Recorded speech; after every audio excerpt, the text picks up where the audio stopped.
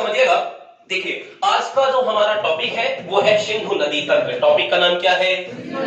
जैसा कि आप व्हाइट बोर्ड में देख भी पा रहे होंगे, है ना। थोड़ा सा बोलते रहा करिए, थोड़ा एनर्जेटिक रहा करिए, तभी पढ़ने में मजा भी आता है। चलिए ध्यान से सुनेंगे। सिंधु नदी तंत्र आज का हमारा टॉपिक है, सिंधु नदी तंत्र। चलिए आज हम इस कहानी को पढ़ते हैं। इस सिंधु यह विश्व की बड़ी नदियों में से एक, इस सिंधु के बारे में समझते हैं। ठीक है, तो बहुत ध्यान से समझने की कोशिश करते हैं। देखिएगा, ये सबसे पहले हम यह सीखेंगे कि यह सिंधु नदी कहां से निकलती है और कहां जाकर डूबती है। ठीक है, तो दोस्तों बहुत ध्यान से समझिएगा। यह सिंधु नदी, यह सिंधु नदी यह तिब्बत के मानसरोवर झील से निकलती है। कहां से निकलती है? यह तिब्बत, यह चाइना देश के अंदर यह तिब्बत के मानसरोवर झील से निकलती है। और जब ये निकलती है और उसके बाद ये आगे बढ़ते हुए ये हमारे भारत में प्रवेश करती है। और भारत में प्रवेश करके यह लद्दाख और जास्कर पर्वत श्रेणियों के बीच से होकर बहती है। देखिए इस मैप में आप देख पा रहे होंगे कि यह तिब्बत के मानसरोवर झील से निकली और यह लद्दाख और जास्कर पर्वत श्रेणियों के बीच ये एक पर्वत श्रेणियां है। हमने जब हिमालय आपको पढ़ाया था तो बताया था कि 3 पर्वत श्रेणियां थी, एक तो काराकोरम, दूसरी लद्दाख और जैसे जास्कर पर्वत श्रेणी। ठीक है, तो ये लद्दाख और जास्कर पर्वत श्रेणियों के बीच से बहती है यह सिंधु नदी। कहां से निकलती है और कहां पर जाती है? हाँ, तो हमने कहा यह सिंधु नदी यह तिब्बत के मानसरोवर झील से निकलती है और आगे बढ़ते हुए यह भारत में प्रवेश करेगी। और भारत में प्रवेश करते ही यह लद्दाख और जास्कर पर्वत श्रेणियों के बीच से होकर बहती है। बहुत ध्यान से समझने की कोशिश करिएगा।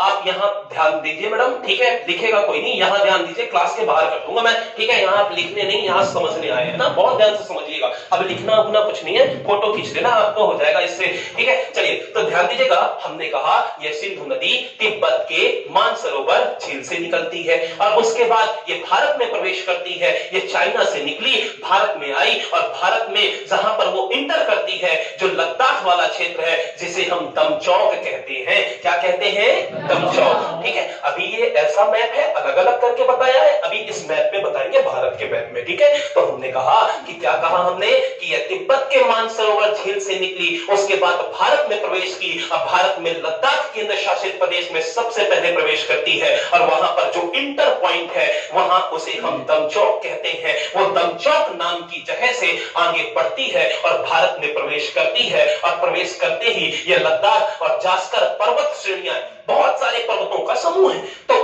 लद्दाख पर्वत श्रेणी और जास्कर पर्वत श्रेणियों के बीच से होकर बहती है। फिर दोस्तों यह पाकिस्तान चली जाती है और जब ये पीओके वाले क्षेत्र से ये निकलती है और जो भारत का एग्जिट पॉइंट है उसे चिल्लास नाम कहा जाता है। उसे क्या कहा जाता है? यानी जहां से इंटर की उसे दमचौक और जहां से एग्जिट कर रही है उसे चिल्लास कहा जाता है। क्या कहा जाता है? तो यह इंटर करती है कहां से? दमचौक से, और यह एग्जिट करती है चिल्लास में और उसके बाद ये पाकिस्तान चली जाती है। और देखिए लाल वाली इस नदी को, यही है दोस्तों सिंधु नदी। और ये आगे बढ़ते हुए ये पाकिस्तान में कराची के पास जाकर अरब सागर में डूब जाती है। ये मैप में मैंने बनाया है, सबको समझ में आया? इस लाल वाली नदी को पहले ध्यान से समझो। हमने कहा यह सिंधु नदी तिब्बत के मानसरोवर झील से निकलेगी। जब ये भारत में अंदर आएगी तो जहां से इंटर करती है उसे हम दमचौक कहते हैं और दम लगाकर आएगी इसलिए दमचौक हो गया। और वह दमचौक नाम की जगह लद्दाख से अंदर आती है भारत के, और भारत में फिर ये लद्दाख और जास्कर श्रेणियों से बहते हुए, उसके बीच से बहते हुए जब ये चिल्लाते हुए, और चिल्लाने से चिल्लास याद रखना, और चिल्लास से ये चिल्लाते हुए कहां चली जाएगी? अब पाकिस्तान चली जाती है। और पाकिस्तान में ये इसका बहुत ही आर्थिक रूप से मजबूत यह राजधानी कराची, आर्थिक राजधानी ये कराची, और कराची के पास जाकर ये अरब सागर में डूब जाती है। क्योंकि नदी है तो डूबेगी और समुद्र में ही डूबेगी अंततः। जैसे आप भी हैं, जिंदा है तो आज नहीं तो कल मरेंगे ही, अमर तो है नहीं। ठीक है, वैसे नदियां भी हैं, विश्व की कोई भी नदी हो लास्ट में जाकर वो समुद्र में ही डूबेगी। तो आप ध्यान दीजिएगा कि कराची शहर के पास जाकर ये अरब सागर में डूब जाती है। इतनी बातें सबको समझ में? सबको बन जाएगा? बन जाएगा कि नहीं बनेगा? ठीक है, बहुत बढ़िया, ध्यान से सुनिएगा। ठीक है, इस मैप में भी आपको बता सकते हैं, ठीक है, इस मैप में भी आप समझ सकते हैं, ध्यान से समझिएगा। ठीक है, ऐसे ये ऐसे समझने की कोशिश करिएगा। ठीक है दोस्तों, ये है जम्मू कश्मीर। ये क्या दोस्तों? जम्मू कश्मीर। ये है क्या है? ध्यान से देखिएगा, ये है लद्दाख। ये क्या है? बहुत ध्यान से समझने की कोशिश करिएगा आप इस मैप में, ठीक है, तो आपको और अच्छे से समझ में आएगा। ठीक है, देखिएगा ये है लद्दाख, ठीक है, L4 लद्दाख कर दिया, ये जे अभी बदलाव हो गया है तो अब ऐसा हो गया। ठीक है, ये पीओके भी अब लद्दाख जो पीओके था पाक ऑक्यूपाइड कश्मीर, ये भी लद्दाख के अंदर आता है। ठीक है, अब लद्दाख के अंदर उसे रखा गया है। ठीक है, चलिए जम्मू कश्मीर ये है दोस्तों हिमाचल प्रदेश, और ये क्या है उत्तराखंड, यूके कर देते हैं। और यहाँ पे है पंजाब, यहाँ पे कौन सा राज्य है मैप में आप देख सकते हैं, ये मैप में आप देख सकते हैं ओरिजिनल मैप में। ठीक है, ये पंजाब है दोस्तों, और यहाँ पे हरियाणा है। ठीक है, बाकी उत्तर प्रदेश वगैरह है, उससे अभी अपने को मतलब नहीं है। ठीक है, अभी जो हम पढ़ेंगे यहीं तक हमारा हो जाएगा इससे। ये है पंजाब, देखिएगा इस मैप में देख सकते हैं ना, इस मैप में आप देख सकते हैं ये है पंजाब और ये क्या है हरियाणा। इतनी बातें सबको समझ में, ये अपना मैप है, मतलब ये राज्य है, केंद्र शासित प्रदेश है हमारे भारत देश के। अब हमने यही कहा आपसे कि जो ये नदी निकलती है ये तिब्बत के मानसरोवर झील से निकलती है, ये दमचौक से। ये पॉइंट क्या हो गया, दमचौक। कौन सा पॉइंट हो गया ये दमचौक, ये दमचौक हो गया। ठीक है, यहां से प्रवेश करके ये लद्दाख और जास्कर पर्वत श्रेणियों के बीच से बहते हुए ये जाकर पाकिस्तान में कहां पे जाके डूब जाती है। ठीक है, पाकिस्तान में कराची के पास ये अरब सागर में जाकर डूब जाती है। किस सागर में जाकर, अरब सागर में। ठीक है, जहां से ये पीओके वाले क्षेत्र से जो आप एग्जिट करती है चिल्लाते हुए, चिल्लाने से चिल्लास याद रखना, और इस चिल्लास से ये क्या कर जाती है, एग्जिट कर जाती है। सबको बात समझ में, ये चिल्लास से चिल्लाते हुए एग्जिट कर जाती है, दम लगाकर आती है तो दम चौक हो जाता है। तो सबको बन जाएगा, सबकी बातें समझ में आई। इस मैप में आपने समझा। ठीक है, बहुत सारी बातें इस छोटे से मैप में लिख नहीं सकते थे, तो बहुत सारी चीजें बताना भी पड़ता है, इसलिए इस तरह का मैप बनाया गया है। साथ ही साथ आपको इसमें भी बता देंगे। तो इतनी बातें सबको समझ में। चलिए दोस्तों, अब सिंधु की हम सहायक नदियों को पढ़ते हैं। अब किसको पढ़ेंगे हम, सिंधु की सहायक नदियों को पढ़ते हैं। तो सिंधु की यदि सहायक नदियों की बात करी जाए तो सिंधु के हम दाईं ओर से सहायक नदियों को भी पढ़ेंगे और सिंधु की बाईं ओर से भी सहायक नदियों को पढ़ेंगे। एग्जामिनर अब आपसे ये नहीं पूछता, वो कहेगा कि झेलम, चिनाब, रावी, ब्यास, सतलज, श्योक, काबुल, कोल्लम, गिलगित, कोई भी हो, अच्छा आप ये बताओ इसकी सहायक नदियां हैं कि नहीं है। तो हमको तो सबको पता है इसकी सहायक नदियां हैं, क्योंकि एग्जामिनर अब बदलने का, अपने क्वेश्चन पूछने का उसने तरीका बदल दिया। उनको पता है ये लोग रट के आए हैं, उनको पता है ये रट के आए हैं, ये सब इसकी सहायक नदियां हैं। लेकिन उसने अब आपसे क्या पूछ, एग्जामिनर आपसे क्या पूछ लेता है, अच्छा बताओ कि झेलम ये इसके दाईं ओर से मिलने वाली सहायक नदी है या बाईं ओर से मिलने वाली सहायक नदी है। ठीक है, अब एग्जामिनर कैसे क्वेश्चन पूछता है कि सिंधु की दाईं ओर से मिलने वाली सहायक नदियों को बताइए और सिंधु की बाईं ओर से मिलने वाली सहायक नदियों को बताइए। तो आप किसी भी नदी का दायां बायां जान जाते हो आप लोग, कैसे जानते हो, बिल्कुल सही। ठीक है, कि जब कोई नदी जिस दिशा में बह रही हो उसी दिशा में आप भी अपना उसी तरफ मुख कर लीजिए, जैसे आपको जल्दी समझ में आ जाएगा कि जिससे आपको जल्दी समझ में आ जाएगा कि उस नदी का दायां और बायां किधर की ओर होगा। आप ध्यान से देखिएगा कि ये नदी इधर की ओर बह रही है, यानी इसका जो यदि मुंह है, ये इसके बहने का जो दिशा है वो इधर की ओर है। मतलब आप यदि इसमें खुद बैठ जाएं तो आपको जल्दी समझ में आ जाता है। जैसे हम यदि इसके ऊपर बैठ जाएं, जैसे आप रीजनिंग में शिफ्टिंग अरेंजमेंट पढ़ते हो, जिससे आपको आसानी हो जाती है ना समझ में, कि आप अपने आप को खुद महसूस कर लेते हो कि मैं यहाँ पर बैठा हूं तो मेरा दायां ये होगा और मेरा बायां ये होगा। उसी तरह इस नदी को भी आप अगर ऐसे समझे कि इसके ऊपर आप स्वयं बैठ जाए तो आपको ऐसा एहसास हो जाएगा कि इस नदी का दायां और बायां किधर की ओर होगा। तो यदि हम इस नदी के ऊपर बैठ जाए तो ये मेरा कौन सा हाथ है, दायां हाथ है, और ये कौन सा नीचे की ओर होगा तो फिर बायां हाथ होगा। तो ऊपर से जो नदियां मिलेंगी वो दाईं ओर से होंगी और जो नीचे की ओर से मिलेंगी वो बाईं ओर से होंगी। तो हमने यही समझ में आया कि जो सिंधु की नीचे की ओर से जो नदियां आप देख पा रहे हो ये इसकी बाईं ओर से मिलने वाली सहायक नदियां हैं। जो ऊपर से आप देख पा रहे हो वो उसकी दाईं ओर से मिलने वाली सहायक नदियां हैं। तो इस तरह आपको समझ में आ गया कि सिंधु की दाईं और बाईं ओर से मिलने वाली नदियों के बारे में। अब हम इन नदियों को पढ़ेंगे। अब हम क्या करेंगे, अब हम इन नदियों को, इन हेल्पिंग रिवर को पढ़ते हैं। तो पढ़ना चालू करें। सबसे पहले आप दाईं ओर की पढ़ोगे कि बाईं ओर की, बाईं ओर की पढ़ ले, दाईं ओर की पढ़ ले। चलिए दाईं ओर की पढ़ लेते हैं। तो बहुत ध्यान से समझने की कोशिश करिएगा कि सिंधु की दाईं ओर से मिलने वाली सहायक नदियों को। तो हम बात यदि करें सिंधु की सहायक नदियां जो दाईं ओर से मिल रही है, तो सिंधु की दाईं ओर से मिलने वाली ये श्योक नदी को, क्या है इसका नाम, ये श्योक नदी को आप देख पा रहे होंगे। ये श्योक नदी दोस्तों ये लद्दाख श्रेणी से ही निकलती है। ये सब ऊंचाई वाला क्षेत्र है, ये सब ग्लेशियर वाला क्षेत्र है। यहाँ पर ये लद्दाख श्रेणी से, जिसे हम रीमो ग्लेशियर कहते हैं, क्या कहते हैं, यह रीमो ग्लेशियर से निकलती है। कहां से निकलती है, यह लद्दाख श्रेणी के रीमो ग्लेशियर से निकलती है और वहां पर जाकर कुछ दूर आगे बढ़कर पीओके वाले क्षेत्र में ये जाकर किससे मिल जाती है, ये सिंधु से मिल जाती है। किससे मिल जाती है, किस नदी से मिल जाती है, सिंधु नदी से मिल जाती है। कितनी बातें सबको समझ में आई, ठीक है। और इसके इस वन लाइनर फैक्ट को आप याद रखिएगा, इसे मृत्यु की नदी भी कहा जाता है। इसे क्या कहा जाता है, मध्य एशिया में या इस हिमालय क्षेत्र के लोगों के द्वारा इसे क्या कहा जाता है, इसे मृत्यु की नदी कहा जाता है।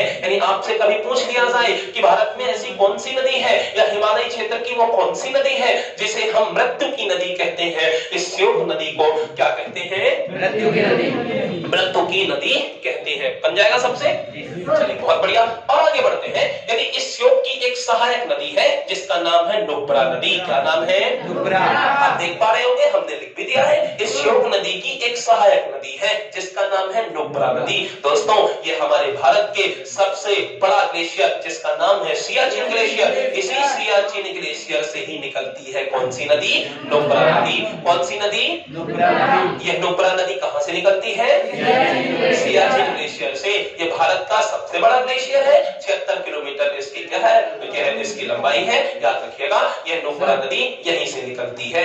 हाँ जी बताइए, ग्लेशियर मतलब यह एक क्या है होता है, यह एक ऐसी क्षेत्र होता है जहां पर आप देखेंगे कि जो पूरी तरह से बर्फ से ढका होता है, ठीक है। और ये ऊंची ऊंची चोटियां होती हैं, तो इसमें हम इसे यही कह देते हैं, इन्हें ग्लेशियर पूरी तरह से ये हमेशा क्या होगा, बर्फ में ढका होता है, ठीक है। तो ग्लेशियर में आपने समझा कि यह सियाचिन ग्लेशियर जो भारत का सबसे बड़ा ग्लेशियर है, यहां से निकलेगी नुब्रा नदी और यह नुब्रा नदी जाकर किससे मिल जाती है, इस श्योक नदी से मिल जाती है। यानी आपने यह सीखा कि श्योक सहायक है सिंधु की और नुब्रा सहायक है श्योक की। तो इस तरह आप इसमें समझ सकते हैं कि इस नुब्रा नदी को। और दूसरी नदियों को समझते हैं दाईं ओर से मिलने वाली। यदि हम बात करें अब गिलगित की, तो दोस्तों यह गिलगित नदी ये पाक ऑक्यूपाइड कश्मीर से निकलती है। थोड़ा सा इस मैप में आइएगा और यहां से समझने की कोशिश करिएगा, ठीक है। फिर से यहां से समझाने की कोशिश करते हैं आपको। ये लद्दाख है, ये लद्दाख बहुत बड़ा क्षेत्र है, अभी केंद्र शासित। 31 अक्टूबर सन 2019 को यह लद्दाख और जम्मू कश्मीर को केंद्र शासित प्रदेश का दर्जा मिल गया।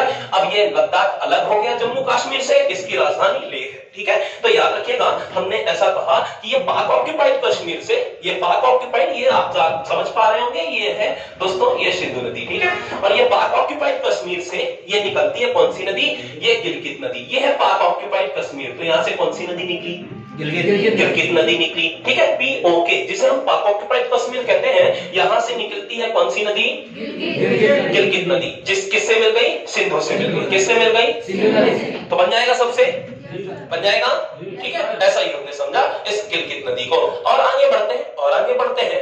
यदि हम बात करें, अब हम बात करते हैं दोस्तों, किसकी बात करते हैं, खुर्रम नदी की। किसकी बात करेंगे, खुर्रम नदी। ये खुर्रम नदी दोस्तों, ये खुर्रम नदी ये कहां से निकलती है, ये अफगानिस्तान से निकलती है। कहां से निकलेगी, फिर ये पाकिस्तान आएगी और पाकिस्तान में जाकर ये किससे मिल जाती है, सिंधु से मिल जाती है। किससे मिल जाती है, सिंधु से। तो ये खुर्रम नदी ये एक सिंधु की सहायक नदी है जो अफगानिस्तान के क्षेत्रों से निकलती है और पाकिस्तान में आती है और पाकिस्तान में जाकर ये सिंधु से मिल जाती है। किससे मिल जाती है, ठीक है। क्योंकि आपने देखा कि ये सिंधु नदी ये 3 देशों से होकर बहती है। एक तो चाइना से निकलती है, दूसरा भारत में आती है, तीसरा पाकिस्तान में जाती है, ठीक है। और ये पाकिस्तान की जीवन रेखा है, ये पाकिस्तान इसी पे ही डिपेंड है। और ये पाकिस्तान के लिए आप जो भी बोलिए, आपके लिए मतलब ये एक स्वर्ग है उनके लिए, ये सिंधु नदी उनकी जीवन रेखा है। और इसीलिए पाकिस्तान पूरे विश्व का सबसे ज्यादा नहरों वाला देश है। याद रखिएगा, इन्हीं सिंधु नदी और इनकी सहायक नदियों की वजह से, ठीक है, वहां पानी की अच्छी मात्रा है। तो ये सिंधु नदी ही उनकी जीवन रेखा है। तो याद रखेंगे हम इस बात को भी। तो खुर्रम नदी भी क्या होगी, अफगानिस्तान से निकलेगी, पाकिस्तान आएगी और पाकिस्तान में इस सिंधु से मिल जाएगी। सबको समझ में आया इतना? यदि बात करते हैं अब काबुल नदी की, किसकी बात करते हैं? दोस्तों काबुल नदी ये अफगानिस्तान से निकलती है, ये अफगानिस्तान से निकलती है ये काबुल नदी, और आगे बढ़ते हुए पाकिस्तान में आती है। और ये 560 किलोमीटर ये सर्वाधिक जो अपना रास्ता तय करती है वो कहां करती है? यह अफगानिस्तान में करती है। मतलब अफगानिस्तान में ये नदी काबुल ज्यादा बहती है, उसके बाद पाकिस्तान आती है, और पाकिस्तान में किससे मिलती है? सिंधु नदी से मिलती है। किससे मिलती है? सिंधु नदी से मिलती है। इतनी बातें सबको समझ में आ रही हैं? ठीक है, तो काबुल नदी अफगानिस्तान से निकली, आकर ये पाकिस्तान में सिंधु से मिल गई। तो इस तरह आपने इसमें सीखा। अब बात करते हैं स्वात नदी की। दोस्तों ये स्वात नदी भी, ये स्वात नदी ये भी अफगानिस्तान, AF का मतलब क्या होगा? अफगानिस्तान। ये अफगानिस्तान से निकलेगी। यह एक काबुल की सहायक नदी है जिसका नाम है स्वात नदी। और यहाँ पर ये जितनी भी आप ये काले काले से देख रहे हैं ये सब स्वात पहाड़ियां या स्वात घाटी वाला ही क्षेत्र है। और ये स्वात पहाड़ी जिसे हम स्वात घाटी कहते हैं। और यहाँ पर आप याद रखना कि यहाँ एक चीज बड़ी फेमस हो गई है, वो नाम है मलाला यूसुफजई। क्या नाम है? आपने नाम सुना है कभी?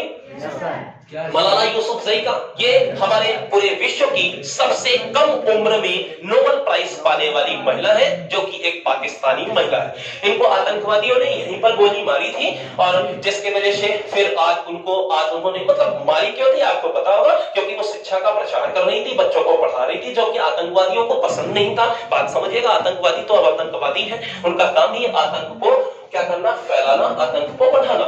लेकिन वो अच्छा काम कर रही थी, इसलिए उनको गोली मार दी गई, और ईश्वर की कृपा रही कि वो बच गई। और उसके बाद उनको हमने देखा कि उनको शांति का नोबेल प्राइज मिला, और वो विश्व की सबसे कम उम्र में नोबेल प्राइज पाने वाली महिला है, जो कि एक पाकिस्तानी है, जिनका नाम है मलाला। और मलाला यूसुफजई का नाम यहीं से फेमस हुआ। इन्हीं स्वात पहाड़ियों पे, इन्हीं स्वात घाटियों में उनको गोली मारी गई थी आतंकवादियों के द्वारा। और ये स्वात एक नदी भी है जो कि अफगानिस्तान से निकलकर पाकिस्तान में आती है, और वहां पर ये जाकर किससे मिल जाती है? काबुल से। यानी काबुल की एक सहायक नदी है ये स्वात नदी। याद रहेगा सबको?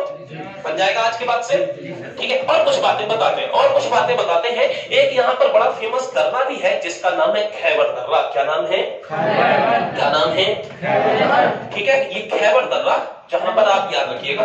ठीक है, ये देखिए, ये ऐसा कुछ समझिएगा, ये है पाकिस्तान। दोस्तों ये क्या है? पाकिस्तान है ना, और यहाँ पर क्या है? अफगानिस्तान। जैसा कि मैप में आप देख भी पा रहे होंगे। ठीक है, जैसा कि मैप में आप देख भी पा रहे होंगे, ये कौन सा क्षेत्र है? ये सब अफगानिस्तान का क्षेत्र है। ठीक है, तो ध्यान रखिएगा, यहाँ से ये नदियां आती हैं, और ये है एक दर्रा। और दर्रा आप जानते हैं किसे कहते हैं? दो पहाड़ों के बीच का रास्ता क्या कहलाता है? दर्रा कहलाता है। ठीक है, तो यहाँ पर एक फेमस दर्रा है जिसका नाम है खैबर दर्रा, जो अफगानिस्तान और पाकिस्तान को जोड़ने का कार्य करता है। किसको जोड़ता है ये? अफगानिस्तान और पाकिस्तान को जोड़ता है। ये कौन सा दर्रा? खैबर दर्रा। सबको समझ में आया? ठीक है, ये खैबर दर्रा अफगानिस्तान और पाकिस्तान को जोड़ता है, और ये इसलिए फेमस भी है ये दर्रा। तो याद रखिएगा, ये दर्रा भी यहीं स्थित है। तो सबसे बन जाएगा। आगे बढ़े तो आपने गिलगित को भी पढ़ लिया, काबुल को भी पढ़ लिया, स्वात को भी पढ़ लिया, खुर्रम को भी पढ़ लिया, श्योक को भी पढ़ लिया, और किसको पढ़ लिया? इस नुब्रा नदी को भी पढ़ लिया। तो आपने अभी तक क्या सीखा कि सिंधु की दाईं ओर से मिलने वाली कौन कौन सी सहायक नदियां हैं? श्योक, गिलगित, कौन कौन सी है? श्योक, गिलगित, काबुल, खुर्रम, ये सब क्या है? और नुब्रा। नुब्रा किसकी है? श्योक नदी की सहायक नदी है। तो इतना आपने पढ़ा, यह सिंधु की दाईं ओर से मिलने वाली सहायक नदियों को। अब हम दोस्तों पढ़ेंगे सिंधु की बाईं ओर से मिलने वाली सहायक नदियों को। अब किसको पढ़ेंगे हम? सिंधु की बाईं ओर से मिलने वाली सहायक नदियों को। चलिए अब पढ़ते हैं सिंधु की बाईं ओर से मिलने वाली सहायक नदियां, जो बहुत ही ज्यादा इंपॉर्टेंट है। एक एक बारीकी को, एक एक उससे बनने वाले वन लाइनर फैक्टों को भी हम देखते जाएंगे, जो एग्जाम पॉइंट ऑफ व्यू से बहुत ही ज्यादा इंपॉर्टेंट है। तो चलिए आज सबसे पहले हम बात करते हैं इस सिंधु की बाईं ओर से मिलने वाली सहायक नदियों में। और बाईं ओर की सहायक नदियों में सबसे पहले हम पढ़ेंगे किस नदी को? चिनाब नदी को। किस नदी को पढ़ेंगे? चिनाब। किस नदी को पढ़ेंगे? चिनाब। सिंधु की सहायक नदियों में सबसे पहले हम पढ़ेंगे इस चिनाब नदी को। किस नदी को? चिनाब। चलिए तो पढ़ते हैं इस चिनाब नदी को। दोस्तों बहुत ध्यान से समझने की कोशिश करिएगा कि यह चिनाब नदी, यह चिनाब नदी की यदि बात करी जाए तो यह चिनाब नदी, यह हिमाचल प्रदेश के बारालाचा दर्रा से निकलती है। कहां से निकलती है? हमने आपको जब दर्रे पढ़ाए थे तब उसमें सिखाया था कि हिमाचल प्रदेश को सराफ से याद रखना और सा से शिवकिला, रा से रोहतांग और बा से बड़ा लाचा दर्रा। हमने आपको सिखाया था कि बा से बड़ा लाचा, रा से रोहतांग और सा से सराफ, सा से शिवकिला। ठीक है, तो सा से शिवकिला दर्रा, रा से रोहतांग दर्रा, बा से बड़ा लाचा दर्रा, ये तीनों के तीनों दर्रे हिमाचल प्रदेश राज्य में है। और याद रखना ये दर्रे उन्हें कहा जाता है जब दो पहाड़ों के बीच का रास्ता, ठीक है, यानी दो, हम देखते हैं कि जब दो पहाड़ होंगे उनके बीच के रास्ते को, इस सकरे रास्ते को दर्रा कहा जाता है। यदि बात करते हैं अब हम चिनाव नदी की, जो सिंधु की बाईं ओर से मिलने वाली एक नदी है, यह देखते हैं कि ये चंद्र और भागा, ये चंद्र और भागा, ये दो नदियां जब आप यहां से निकलती हैं, कहां से? बाड़ालाचा दर्रा से, यानी हिमाचल प्रदेश के बाड़ालाचा दर्रा से चंद्र और भागा अलग अलग दो नदियां निकलती हैं। फिर वो आगे जाकर जब मिल जाती हैं तो एक नई नदी का जन्म हो जाता है जिसे हम कहते हैं चिनाव नदी। क्या कहते हैं? चिनाव। यानी आपने क्या सीखा कि चंद्र और भागा, ये चंद्र और भागा दो नदियां निकलेंगी और उसके बाद नाम हो जाएगा चिनाव। अब ये दोस्तों ये चिनाव आगे बढ़ती है और हिमाचल प्रदेश के बाद ये जम्मू कश्मीर केंद्र शासित प्रदेश में जाती है और जम्मू कश्मीर के बाद ये पाकिस्तान चली जाती है और पाकिस्तान में जाकर ये सिंधु से मिल जाती है। बहुत ध्यान से सुनने की कोशिश करिएगा और समझने की कोशिश करिएगा। हमने कहा चंद्र और भागा दो नदियां मिली आपस में, तो जब इनका संगम हुआ तो एक नई नदी का जन्म हुआ जिसे हम चिनाव नदी कहते हैं। क्या कहते हैं? चिनाव नदी। इसके बाद ये चिनाव ये कहां से निकली? हिमाचल प्रदेश से, और उसके बाद ये कहां चली गई? जम्मू कश्मीर केंद्र शासित प्रदेश में, और जम्मू कश्मीर के बाद पाकिस्तान चली जाती है और पाकिस्तान में जाकर ये सिंधु से मिलती है। इस तरह आपको इसमें चिनाव के बारे में आपने सीखा। और चिनाव इसलिए भी इंपॉर्टेंट हो गई कि चिनाव जो नदी है ये सिंधु की सबसे बड़ी सहायक नदी है।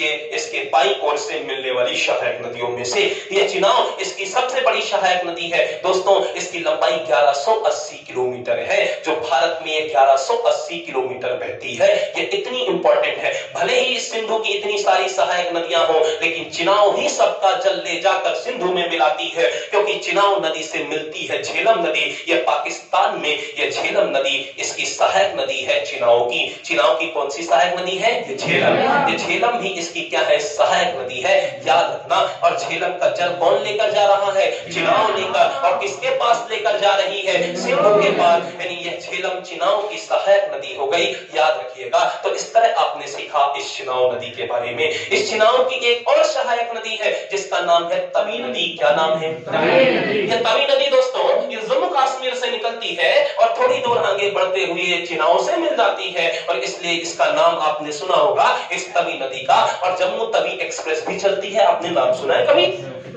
सुना है कभी? ठीक है, तो जम्मू तवी एक्सप्रेस ये दोस्तों ये क्या चलती है यहाँ पे? ये ट्रेन भी चलती है, तो याद रखिएगा आप लोग। ठीक है, तो ये तवी नदी को याद रखेंगे कि नहीं रखेंगे? ठीक है, ये तवी नदी किसकी सहायक नदी है? चिनाव नदी की। चलिए इस मैप में भी ड्रॉ कर देते हैं, आपको जल्दी से समझ में आ जाएगा। ठीक है, बहुत ध्यान से समझने की कोशिश करिएगा। देखिएगा ये हिमाचल प्रदेश से निकली और ये हिमाचल प्रदेश से निकलकर यहाँ पर ये किसके पास चली गई? जम्मू कश्मीर चली गई, और जम्मू कश्मीर में जाकर किससे मिल जाती है? अब सिंधु नदी से। ठीक है, सबको समझ में आया? सॉरी, जम्मू कश्मीर के बाद ये पाकिस्तान जाएगी और पाकिस्तान में जाकर ये सिंधु से मिल जाती है। तो सबको समझ में आया? बन जाएगा अभी? ठीक है, इस मैप से भी समझते चलिएगा तो बहुत आसानी हो जाएगी आपको पढ़ने में। ठीक है, और आगे बढ़ते हैं। ठीक है, और आगे बढ़ते हैं। ये है सिंधु नदी। कौन सी नदी है? सिंधु नदी। ठीक है, चलिए अब हम आते हैं इसी सिंधु नदी की बाईं ओर से मिलने वाली दूसरी सहायक नदियों पे। ठीक है, अब हम पढ़ते हैं झेलम नदी को। किसको पढ़ेंगे?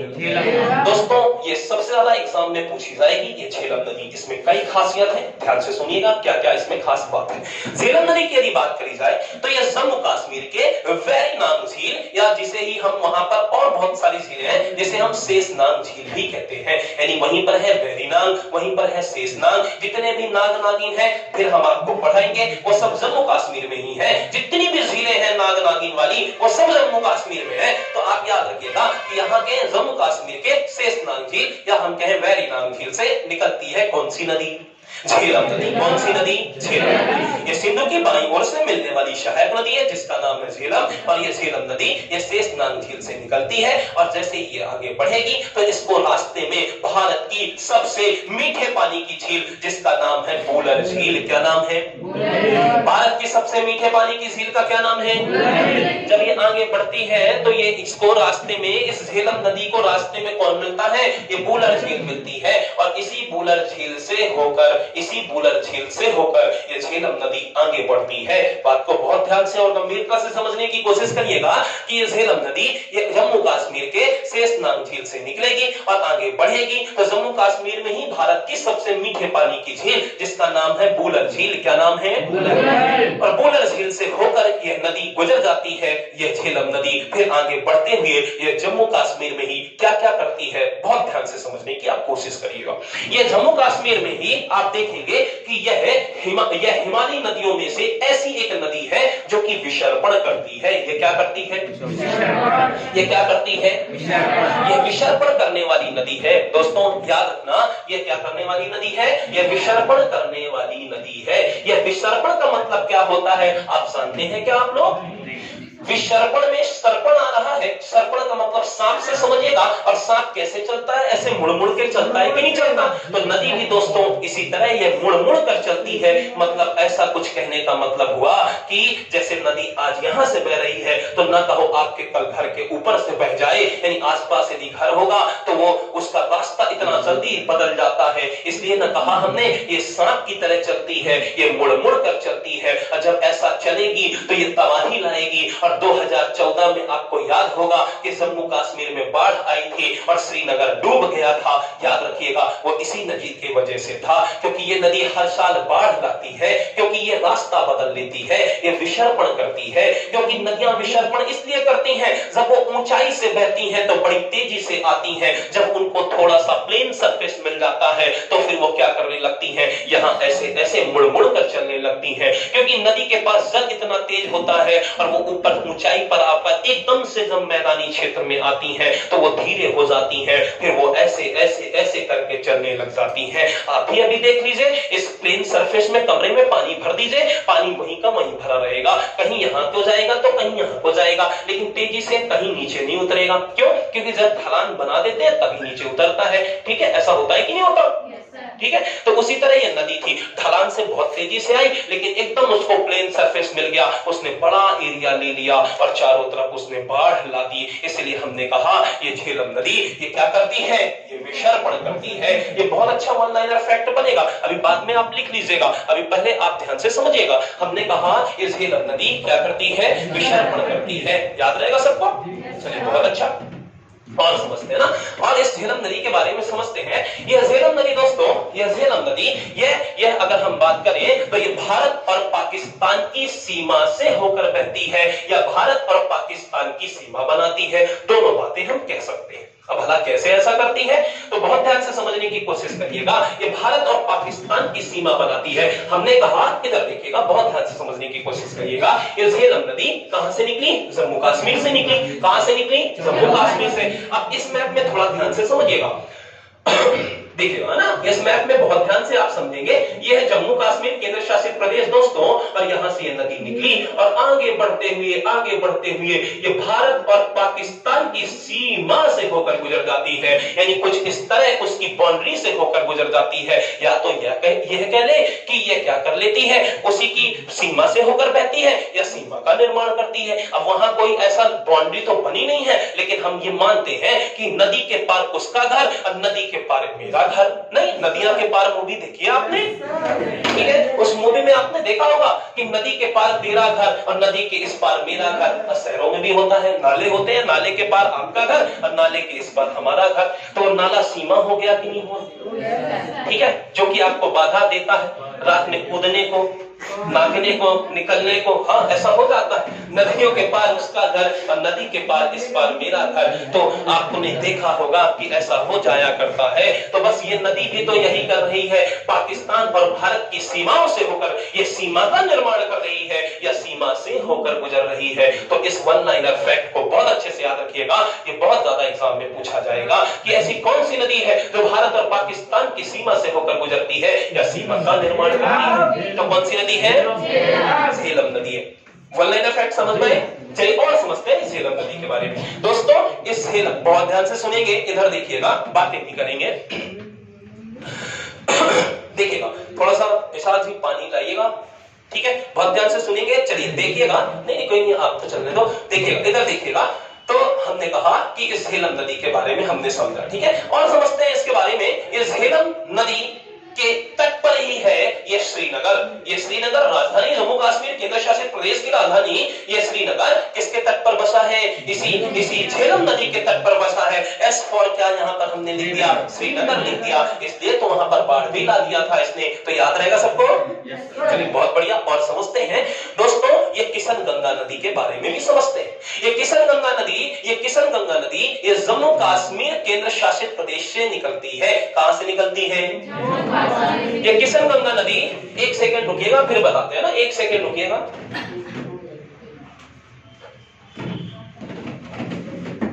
ये किशन गंगा नदी ये झेलम नदी की सहायक नदी है। ये किशन गंगा नदी जम्मू कश्मीर से निकलती है और उसके बाद ये किससे मिलती है? जाकर झेलम से मिलती है। और ये झेलम की एक हेल्पिंग रिवर है, एक ट्रिब्यूटरी है। इस झेलम की ट्रिब्यूटरी कौन है? इस सहायक नदी कौन है? किशन गंगा। और दोस्तों इस किशन गंगा को नीलम कहा जाता है। पाकिस्तान में क्या कहा जाता है? नीलम। इस किशन गंगा नदी को पाकिस्तान में क्या कहा जाता है? नीलम कहा जाता है। और किशन गंगा इसलिए ज्यादा फेमस हो गई कि किशन गंगा में एक बनी है किशन गंगा परियोजना। क्या बना है? इस किशन गंगा परियोजना हम आपको बाद में पढ़ाएंगे, लेकिन नाम आया है तो बता देते हैं। किशन गंगा एक परियोजना है जो इसलिए फेमस हो गई क्योंकि जो भारत की ओर है ये तो नदी जाती है किशन गंगा पाकिस्तान में, फिर जाकर मिलती है झेलम से, लेकिन जो भारत वाला क्षेत्र है हम भारत में इसे किशन गंगा कहते हैं और पाकिस्तान के लोग इसे नीलम कहते हैं। क्या कहते हैं? नीलम। तो जो भारत वाला क्षेत्र है यहाँ पर एक विवादित यहाँ पर परियोजना बनी है जिसमें पाकिस्तान विवाद कर रहा है। हम तो नहीं कर रहे हैं, हम तो बना लिया है हमने ये परियोजना जिसका नाम है किशन गंगा परियोजना। और भारत में जो ये नाम आया मतलब भारत की ओर बनी है इसलिए हम उसे किशन गंगा परियोजना कहते हैं। और पाकिस्तान में उस नदी को क्या कहा जाता है? इस किशन गंगा को नीलम कहा जाता है। और पाकिस्तान ये विवाद खड़ा करता है ये परियोजना गलत है, इसे नहीं बनाना जाना चाहिए, ठीक है, उनको आपत्ति है इससे, लेकिन हमको कोई नहीं है, हमने तो बना लिया है, हम भारत वालों ने। तो याद रखेंगे इस बात को, ठीक है, याद रहेगा।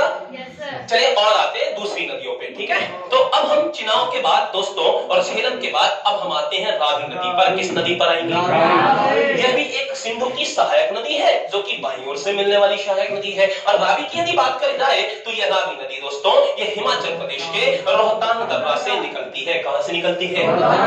यह रावी नदी हिमाचल प्रदेश के रोहतांग दर्रा से निकलती है और यह रोहतांग दर्रा यानी हिमाचल प्रदेश से निकलकर ये पंजाब जाती है और पंजाब के बाद ये पाकिस्तान चली जाती है और पाकिस्तान में जाकर ये चिनाव से मिलती है और चिनाव इसका जल ले जाकर सिंधु में मिलाती है। इस तरह ये रावी इस चिनाव की एक सहायक नदी हो गई। जिस तरह झेलम भी चिनाव की सहायक नदी थी उसी तरह ये रावी भी अब चिनाव की सहायक नदी है और ये रावी अब जाकर अपना जल मिलाती है चिनाव में और चिनाव इनको सबको ले जाएगी सिंधु में। इस तरह आपने सीखा इस रावी के बारे में। यह रोहतांग दर्रा हिमाचल प्रदेश से निकलती है, ये हिमाचल प्रदेश से निकलती है, याद रखिएगा। और भी इसके बारे में बताते हैं और भी इसके बारे में जानकारी देते हैं कि रावी नदी के तट पर ही है पाकिस्तान का ये शहर लाहौर, ठीक है। क्या नाम है इसका? लाहौर, ठीक है। और ये लाहौर ऐतिहासिक रूप से भी हमसे जुड़ा है। आपने बहुत इसके बारे में इतिहास में पढ़ा होगा। ये ऐतिहासिक पृष्ठभूमि भी रही है इस भारत की। और भारत में यदि हम बात करें तो राजगुरु सुखदेव और भगत सिंह को जो फांसी दी गई थी वो इसी जेल लाहौर में दी गई थी। 31 23 मार्च सन 1931 में। याद रखिएगा, ये दुख की बात है हमारे लिए। इसे लाहौर में फांसी दी गई थी। और दूसरी तरह से भी ऐतिहासिक पृष्ठभूमि है। यदि हम बात करें कि कांग्रेस का अधिवेशन 1929 का, जहां पर पहले पूर्ण स्वराज का जो मांग उठी थी और वहीं पर सबसे पहले झंडा फहराया गया था इस रावी नदी के तट पर, इस लाहौर में। याद रखिएगा, तो यह ऐतिहासिक पृष्ठभूमि से हमसे जुड़ा हुआ है ये शहर लाहौर। और याद रखेंगे, यहीं पर ही आप देखेंगे, इसी पर ही हमने यदि बात करें तो हड़प्पा सभ्यता की भी खोज यहीं पर हुई है।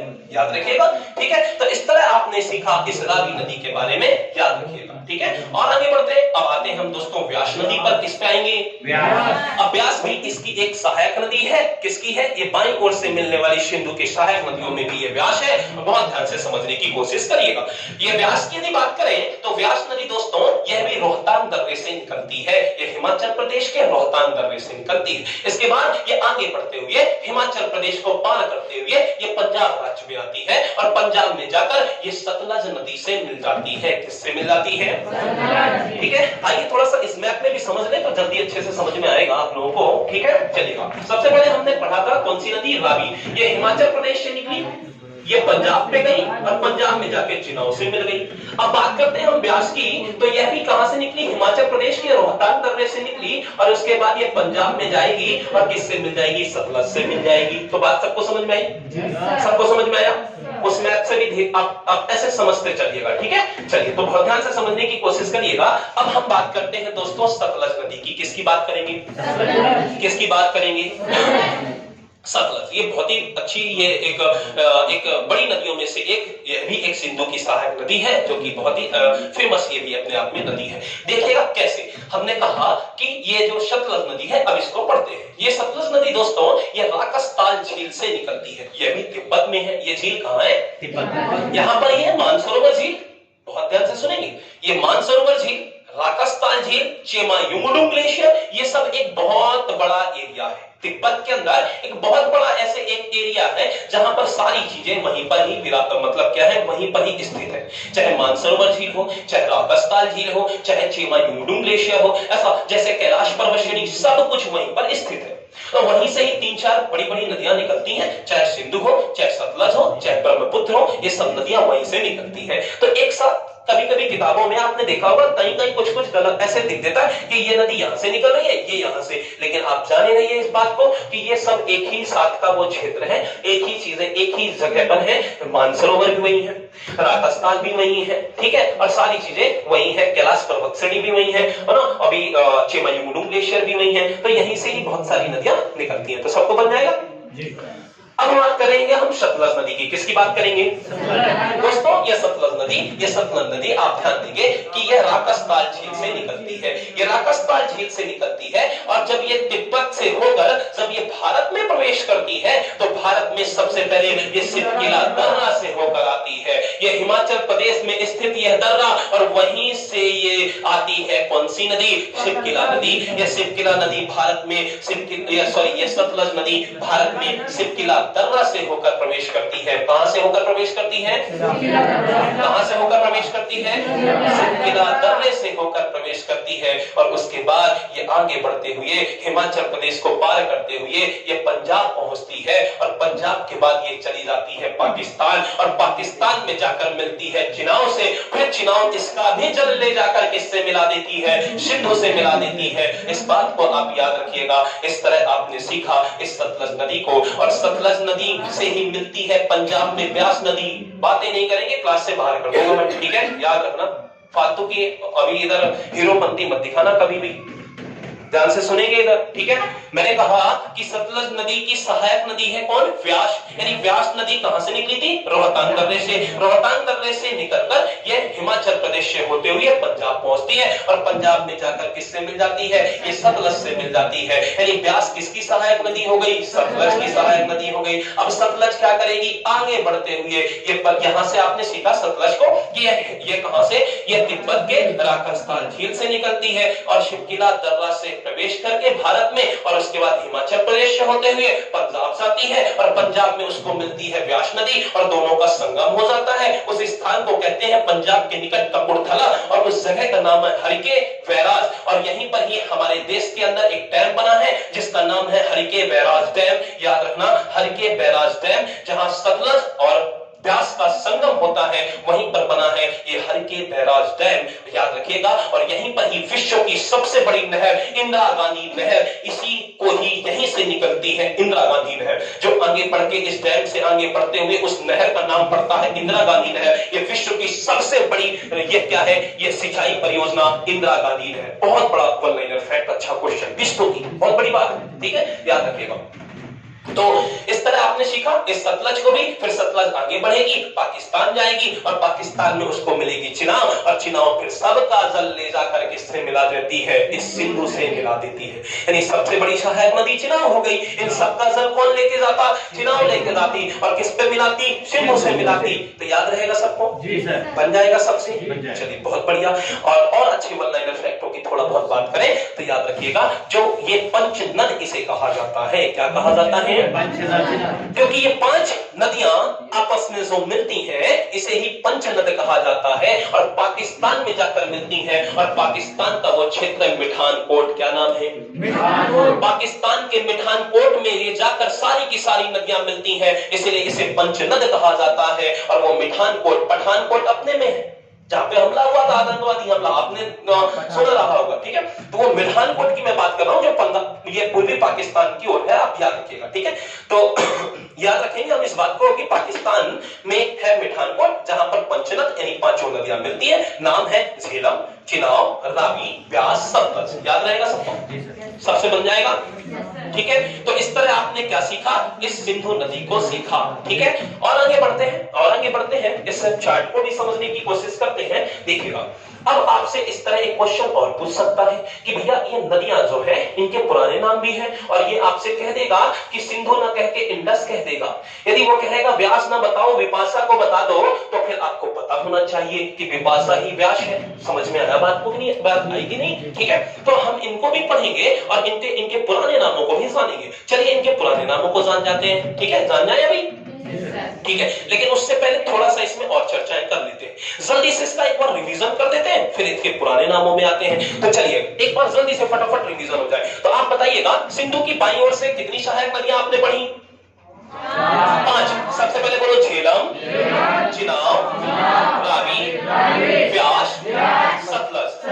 यानी हमने क्या सीखा कि सिंधु की बाईं ओर से मिलने वाली कम से बताना तो जल्दी याद हो जाता है, कम से पकड़िएगा। तो सबसे पहले कौन सी, चिनाब, रावी, व्यास, सतलज। यानी सिंधु की बाईं ओर से मिलने वाली कौन कौन सी 5 सहायक नदियां,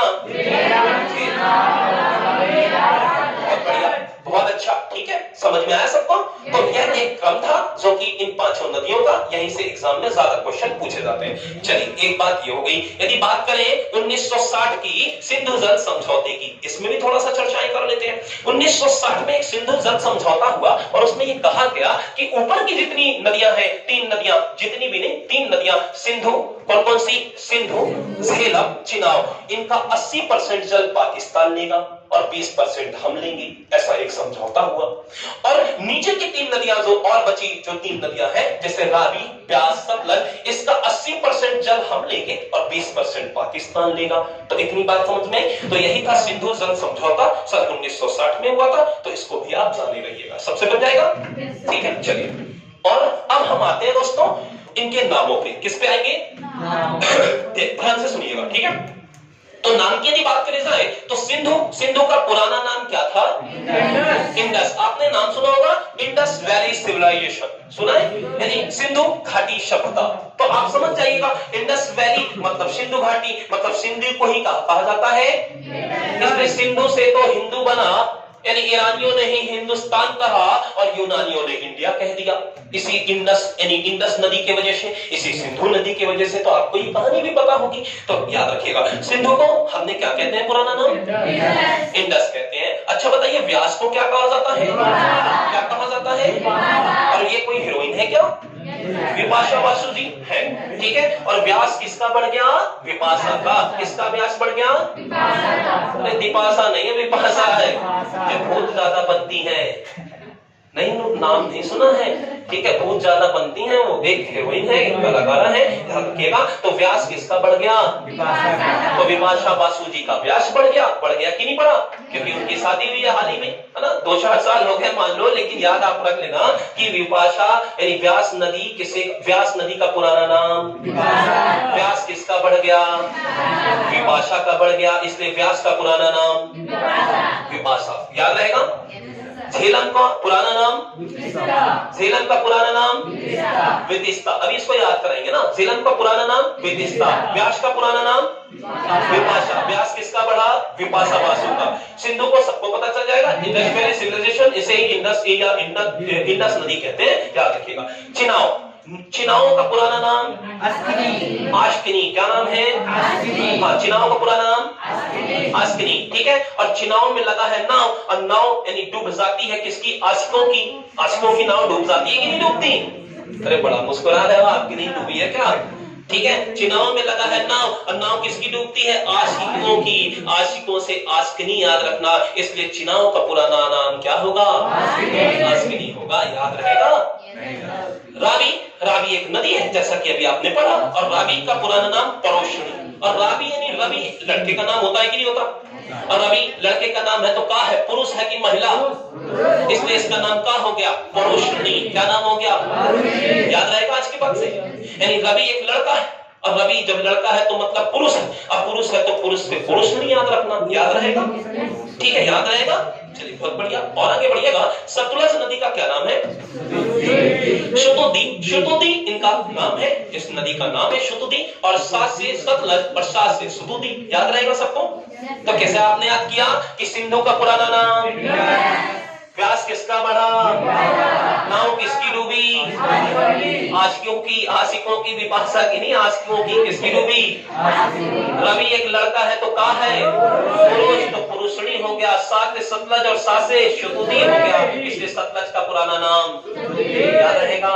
झेलम, झेलने से याद रखना विदिशा को, ठीक है, याद रहेगा, ठीक है।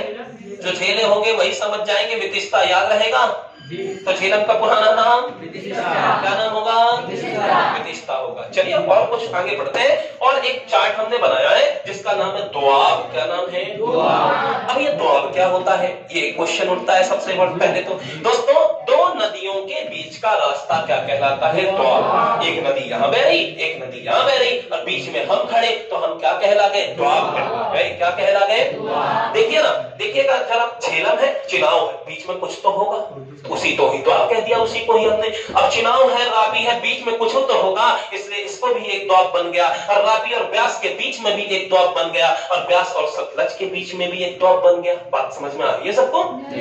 यानी हमने क्या सीखा कि सिंधु बह रही है, इधर झेलम बह रही है, उसके बीच का जो रास्ता है, तो बीच का जो क्षेत्र है, रास्ता ना कहेंगे, क्षेत्र कहेंगे, उस बीच के क्षेत्र को क्या कहेंगे हम? द्वाब कहते हैं। तो सबको पता चल गया इसकी परिभाषा। द्वाब किसे कहते हैं कि दो नदियों के बीच का क्षेत्र द्वाब कहलाता है। चलिए समझते हैं। जिन नाम है सिंधु सागर द्वाब। क्या नाम है? ये किन दो नदियों के बीच? सिंधु और झेलम। सिंधु सागर द्वाब। एग्जामिनर आपसे पूछेगा कि सिंधु सागर द्वाब किन दो नदियों के बीच में है, तो आप कहिएगा सिंधु और झेलम नदी के बीच में। एग्जामिनर आपसे पूछेगा कि सिंधु सागर, तो सिंधु की सबसे पहली सहायक नदी झेलम, बाईं ओर से मिलने वाली पहली सहायक नदी झेलम, तो सिंधु सागर द्वाब सिंधु और झेलम के बीच हो गया। किसके बीच हो गया? देखिएगा, देखिएगा, सिंधु ये है और झेलम ये है, इसकी पहली सहायक नदी तो यही हुई ना बाईं ओर से, इसलिए सिंधु सागर द्वाब में सबसे पहले कौन सी आएंगी? सिंधु और झेलम आएगी। दूसरा आगे बढ़िए, झज्ज जो द्वाब। क्या नाम है? एग्जामिनर आपसे पूछ ले कि बताओ कि झज्ज द्वाब कौन से दो नदियों के बीच में है, तो क्या बताओगे?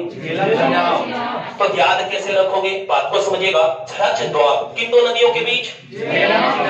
झा से झेलम, चा से चिनाव। तो आपको याद आ जाएगा कि झज्ज द्वाब किन दो नदियों के बीच? झेलम और चिनाव। झा से झेलम, चा से चिनाव, याद आ जाएगा कि क्योंकि इसमें लिखा ही है झा से झेलम, चा से चिनाव, याद रहेगा। कोई कठिन नहीं है, आंसर यहीं पे छुपा है, बस बताने की बारी है, हम माध्यम बनाते हैं। चलिए, रचना द्वाब। क्या द्वाब? रचना द्वाब। ये रावी और चिनाव के बीच में, रा से रावी, चा से चिनाव, फिर ये भी बन गया कि रचना द्वाब, रा से रावी, चा से चिनाव। आपको दिमाग ही नहीं लगाना है, आपसे एग्जामिनर पूछेगा रचना द्वाब किन दो नदियों के बीच, तो याद रखना रा से रावी, चा से चिनाव, आपको याद आ जाएगा। झज द्वाब, झा से झेलम, चा से चिनाव, याद आ जाएगा, उसी में आंसर छुपा। अब आते हैं विश्व द्वाब, किस कौन सा द्वाब, कौन सा द्वाब, विश्व द्वाब, वी से व्यास और स्ता ता से सतलज, यानी शाह ता लगा लो चाहे ता लगा लो तब भी सतलज ही बनेगा।